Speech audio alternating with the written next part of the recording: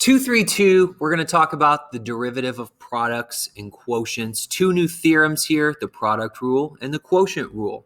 So we begin like this. While the derivative of the sum of two functions is the sum of their derivatives, and the derivative of a difference of two functions is the difference of their derivatives, this does not hold for products. The derivative of a product of two functions is not the product of their derivatives. For instance, if we took a look at the derivative of x times x, this is the same as the derivative of x squared. X times x is x squared, and we know by the power rule this derivative is 2x. However, if the derivative in the same way as limits kind of distributed to x and x, we would have the derivative of x times the derivative of x, and the derivative of x is 1, and the derivative of x is 1 again, and 1 times 1 is 1. But what do we have going on here? This is not equivalent. So we know the derivative of x times x is 2x, but the derivative of x times the derivative of x is not the same. So we learned here that this does not distribute. Actually, the derivative of a product is the sum of two products, and that takes us to the product rule. The product of two differentiable functions u and v is differentiable, and the derivative with respect to x of u times v is u dv dx plus v du dx. So that is the first function times the derivative of the second plus the second function times the derivative of the first. So u dv plus v du. And you can remember this function or this product rule with the phrase the first times the derivative of the second plus the second times the derivative of the first. And here we get a chance to see it in action. If f of x is equal to a function x squared plus 1 times x cubed plus 3, so it's a product of two functions, find f prime of x using the product rule and using the power rule. So we're going to do this twice. So first, let's use the product rule. Let's let x squared plus 1 be u, and let's let x cubed plus 3 be v. And then we know that f prime of x is going to be the first times the derivative of the second plus the second times the derivative of the first, u v prime plus v u prime, or u dv plus v du. So in our case here, that's going to be x squared plus 1 times the derivative of the second function, which is 3x squared. And then that will be added to the second function, which is x cubed plus 3, times the derivative of the first function, which is 2x. And then we can simplify here by distributing the 3x squared into the x squared plus 1 and having 3x to the fourth plus 3x squared. And then we can distribute the 2x into the x cubed plus 3 and have 2x to the fourth plus 6x for a final answer of, after we combine like terms, 5x to the fourth plus 3x squared plus 6x. Now, to do this by the power rule, we would want to first distribute the binomial times the binomial. So we're going to rewrite f of x. If we distribute the x squared into x cubed plus 3, we have x to the fifth plus 3x squared. And if we distribute the 1 into x cubed plus 3, we have x cubed plus 3.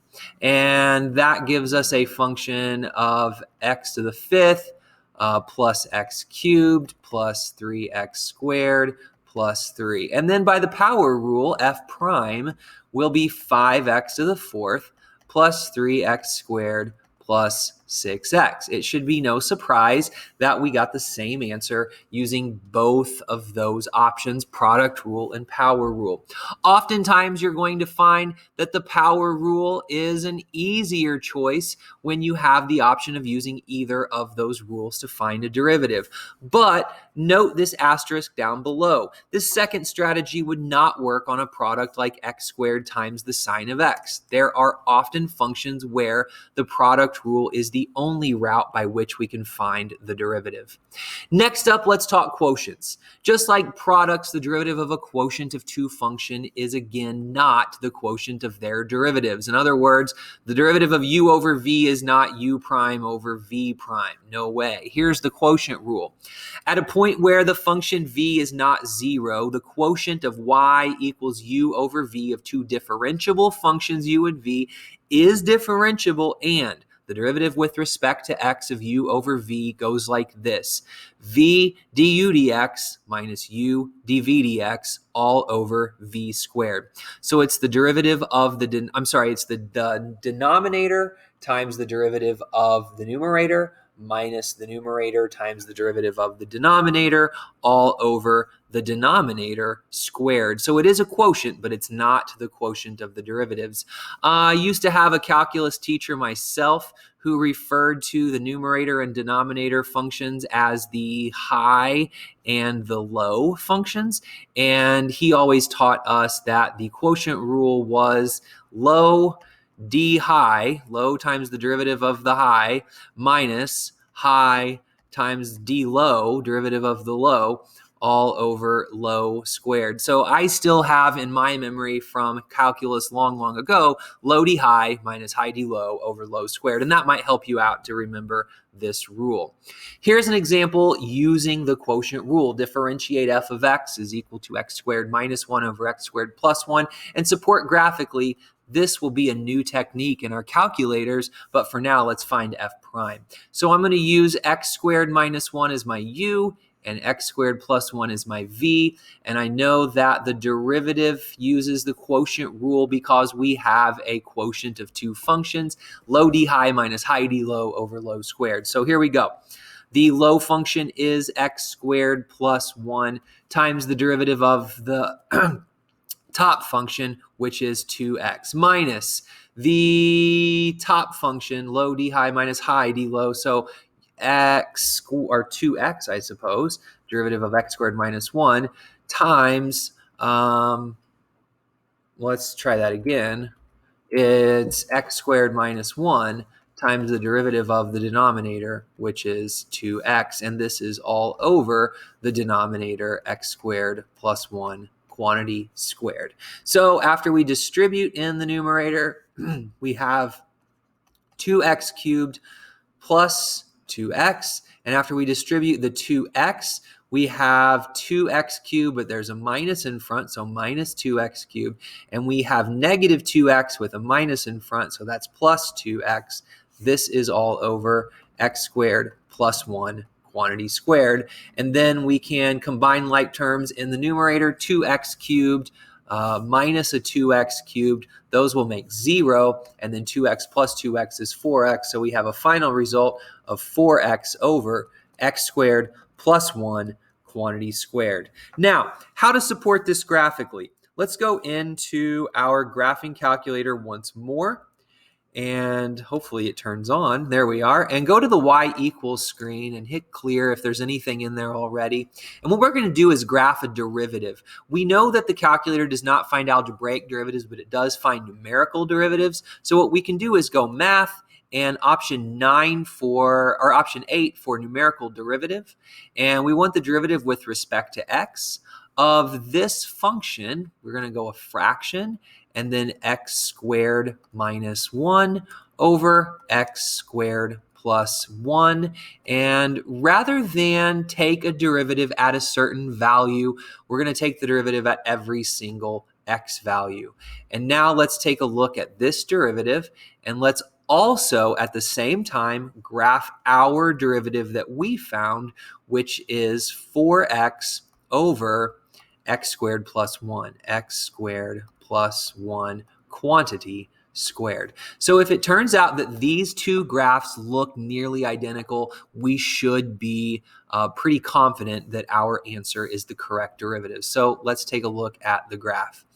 Here comes the actual derivative, going a little slowly in there, and we expect that this calculator works with numerical derivatives, so we know that it's going to take some time because it's finding the derivative at each of those individual x values. Here is what we found and it appears to match perfectly. So I'm going to say, yeah, we supported our answer with the graphing calculator there. Here's one more example working with numerical values. We're going to use the product rule. So we're going to let y be the function u times v. It's a product of u and v. And we want to find y prime of 2 if, and we have all this extra information. So first let's differentiate y. What is y prime in this case? Well, y is defined by a product of two functions, so we need to use the product rule. And that product rule goes u dv minus v du, right? u dv minus v du. So it is u v prime minus v u prime. And if we want y prime of 2, then we're looking at what? U of 2 times v prime of 2 minus v of 2 times u prime of 2. And now it's a matter of substituting in the values that were given. U of 2 is 3, v prime of 2 is 1, minus v of 2 is 1. Oh, sorry, I messed up here. V prime of 2 is not 1. V prime of 2 is 2. Minus v of 2 is 1. Here we go. And u prime of 2 is negative 4. So this becomes 6, and then minus 1 times negative 4. That's going to be plus 4 for a final answer of 10. Y prime of 2 is 10.